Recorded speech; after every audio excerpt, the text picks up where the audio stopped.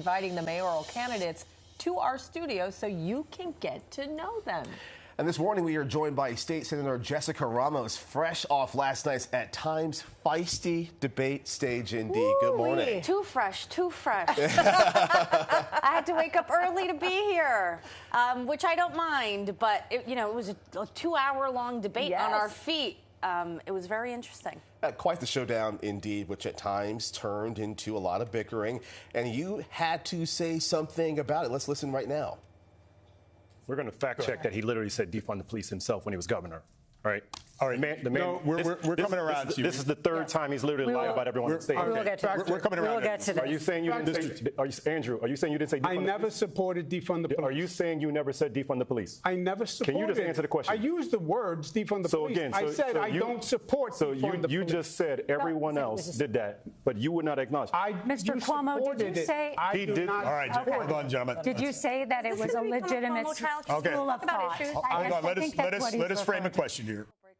Senator Ramos trying to jump in on the back of that, trying to clear that up, that exchange. What are your thoughts on that debate last night? And overall, how do you think you did? My thoughts overall were that, it seemed like many people were there to run against Andrew Cuomo's record. I want to run on my record. I thought that voters back home really just wanted to hear what our vision for the city is. So it meant that because there's so many of us on stage, we were very thin on the substance, on our legislative records, which I think is really important. Look, the city's at a critical juncture. We want and deserve a mayor who actually has experience not only in government, but in the lived experience that New Yorkers have right now, which is that the rent is too damn high, wages are too damn low, and that didn't really come across last night as I would have liked for many of us. It was about an Andrew Cuomo trial, and I don't know that that is actually going to change a lot of minds. Yeah, well, let's move on from that then. I mean, you're in single digits right now in the polls. So what is your game plan from now moving forward to get out your platform? Yeah, there's only a few weeks left in New York City. That also means that this is the time when New Yorkers are finally paying attention, which is appreciated. And I'm hoping to continue to connect with voters in every corner of the city. Look, I'm trying to build a bigger bridge among working class communities. I'm trying to send a message of delivery over dogma. I'm tired of the extremes and the divides that have not let us really allow for New Yorkers to see progress over politics. Everywhere I go in New York City, people are largely tired of party politics, whether you're a Democrat or a Republican.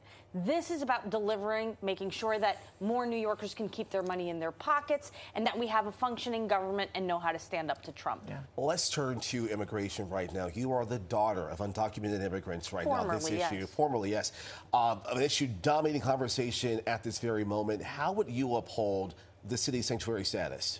Well, look, I think, the next mayor will certainly have to be very serious about litigating where there is unconstitutional actions being taken against New York City residents. And I'm talking about whether it's due process in relation to immigration, which right now is not being respected. People are being abducted by ICE, even if they don't have a criminal record.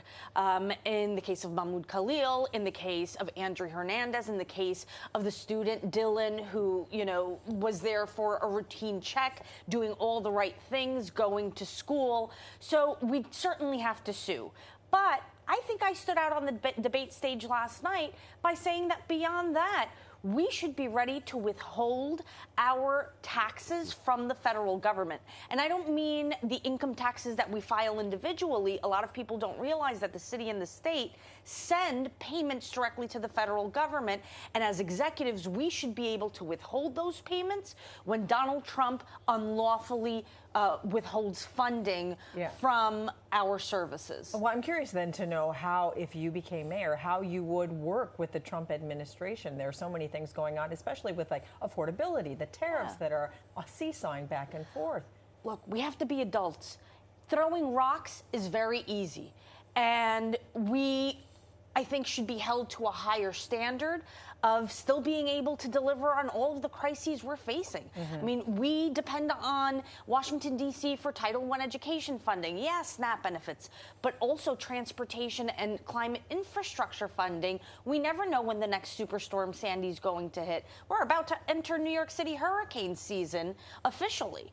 And so I want to be able to really work where I can and be smart in leveraging our resistance to the inhumanity and the idiocy that is spewed by that administration. That is what New Yorkers deserve. Last night, I lauded Mexican President Claudia Sheinbaum in the way she handled the discussion about tariffs with Donald Trump. And that's more my style and what I would want to emulate.